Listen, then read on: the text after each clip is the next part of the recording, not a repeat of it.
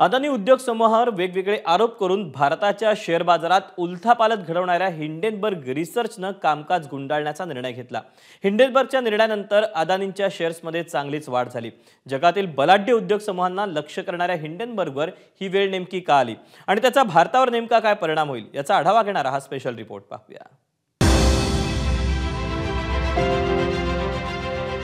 Hindenburg research कंपनीने 2023 मध्ये अदानी समूहावर गंभीर आरोप केले होते। कॉर्पोरेट विश्वात अदानी समूहानं आजवरचा सर्वात मोठा भ्रष्टाचार केल्याचं या अहवालात म्हटलं होतं। गल्लीपासून दिल्लीपर्यंत याचे पडसाद उमटले होते। विरोधकांनी मोदी सरकारला आरोपांच्या कठड्यात उभं केलं होतं।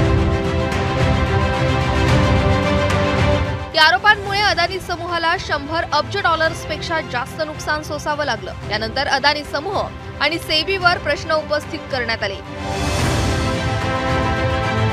16 जानेवारी 2025 रोजी हिंडनबर्गचे संस्थापक नेट अँडरसन याने हिंडनबर्गचे कामकाज थांबवत असल्याचं जाहीर केलं।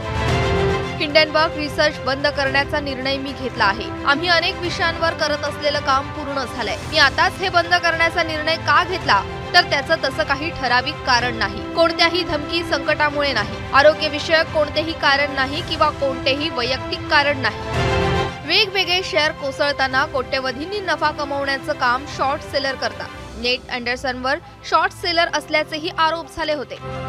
दरम्यान हिंडनबर्गने लक्ष केलेल्या कंपन्या कोणत्या आहेत ते सुद्धा पाहूया। निकोला कॉर्पोरेशन, अदानी उद्योग समूह, इकान उद्योग समूह, Lordstown Motors, Clover Health, Super Micro Computer, Carvana. मात्र काही कंपन्यांनी हिंडनबर्ग अहवालामध्ये केलेल्या आरोपांचं खंडन केलं होतं। हिंडनबर्गने कंपनीची बदनामी केल्याचा आरोपही कंपन्यांनी केला होता। आता हिंडनबर्ग बंद झाल्याने भारतासह जगातील अनेक कंपन्यांनी सुटकेचा निश्वास सोडलाय।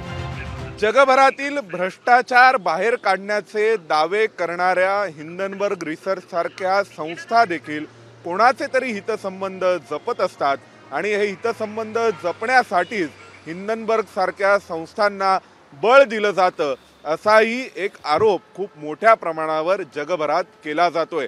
आणि त्या आरोपांचाच भाग म्हणून हिंडनबर्गनी आपलं कामकाज गुंडाळण्याचा निर्णय घेतला का अशी शंकाही सर्वत्र व्यक्त केली जाते। व्हिडिओ जर्नलिस्ट वेद पांडेसह सोमेश कोलगे, एबीपी माझा, नवी दिल्ली। एबीपी माझा, उघडा डोळे बघा नीट।